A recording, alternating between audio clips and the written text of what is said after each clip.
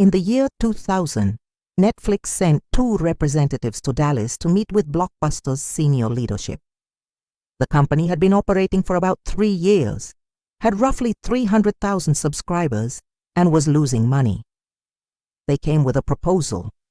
Sell Netflix to Blockbuster for $50 million. Blockbuster would use Netflix's infrastructure to build its online offering, and Netflix would gain the financial backing it needed to survive. According to the people who were in that room, Blockbuster's executives laughed, not metaphorically, not dismissed the offer with polite condescension, laughed audibly. The representatives from Netflix left the meeting without a deal and flew back to California. By 2010, Blockbuster had filed for bankruptcy. Netflix, as of this recording, is worth more than $400 billion. There is one remaining Blockbuster location on the planet, in Bend, Oregon, and it operates primarily as a tourist attraction and a monument to a decision that has become one of the most cited examples of strategic failure in modern business history. The story gets told, in almost every retelling, as a lesson about arrogance, about an incumbent that couldn't see the threat in front of it, about leaders so comfortable in their market position that they failed to recognize the wave coming at them. That version is satisfying. It's also incomplete, because in 2000, Netflix was genuinely not an obvious threat. It was a small, unprofitable, mail-based DVD rental company competing in a market Blockbuster dominated absolutely. The streaming service that would eventually end Blockbuster didn't exist yet. Netflix wouldn't launch streaming for another 7 years. The broadband penetration required to make streaming viable in American homes was years away from reaching critical mass. The people who laughed at the $50 million offer were not stupid. They were looking at the company that existed in front of them, not the company Netflix would become. And there is a real uncomfortable question at the center of this story that the standard retelling never quite reaches. How do you distinguish between an incumbent that is arrogantly ignoring a real threat and a company that is making a reasonable assessment of a small competitor that happens to be wrong? The answer to that question changes what the mistake actually was. To understand what Blockbuster actually had in 2000, you need to set aside what you know about how the story ends. Blockbuster at the turn of the millennium was not a failing company. It had approximately 9,000 locations globally and over 60 million active cardholders. Its revenue was in excess of $6 billion annually. The late fee model that would later become the symbol of its consumer unfriendliness generated hundreds of millions of dollars in reliable, high-margin income each year. The company had significant advantages that are easy to overlook in retrospect: physical proximity to customers, same-day availability, and a selection depth that no mail-based service could replicate for new releases. In 2000, if you wanted to watch a film that had come out the previous Friday, you went to Blockbuster. Netflix could offer you something to watch in 3 days. That gap mattered in ways that are hard to reconstruct now. The internal assessment of Netflix at the time of the offer was not entirely wrong. Netflix was losing money. Its growth, while real, was being achieved by subsidizing customer acquisition at an unsustainable rate.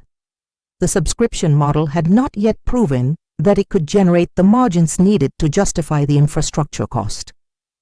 Several members of Blockbuster's executive team who reviewed the offer concluded with some legitimacy that $50 million for an unprofitable startup with 300,000 subscribers was not a clear win. So the question isn't just why did they laugh? The question is, given what was visible in 2000, what was the right way to think about this? Did you ever dismiss something early on that turned out to be significant, or catch one early that others missed?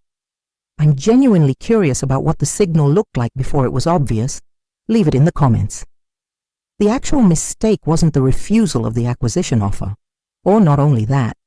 The mistake is visible in what Blockbuster did, and specifically what it failed to do, in the 4 years after that meeting.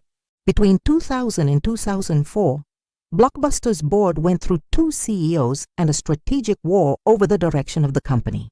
John Antioco, who was CEO at the time of the Netflix meeting, had actually begun developing an online rental strategy internally. The project was called Blockbuster Online, and it was, by several accounts, a genuinely competitive product when it launched in 2004.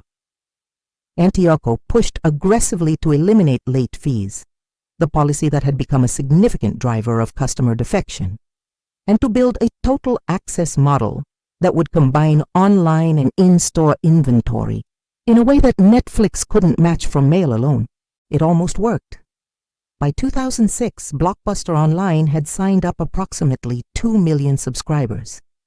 A detailed analysis by research firm ICM estimated that Blockbuster's combined in-store and online operation could reach parity with Netflix within 18 months if the investment continued. Then the board removed Antioco. Blockbuster's largest shareholder, Carl Icahn, had been in a proxy fight with Antioco over the costs of the online strategy. The elimination of late fees had removed several $100 million from the revenue line.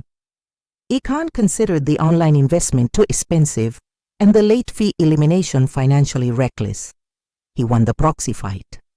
Antioco was replaced with Jim Keyes, who shifted resources away from the online platform, partially restored late fees, and described Netflix in a 2008 interview as not even on the radar screen in terms of competition.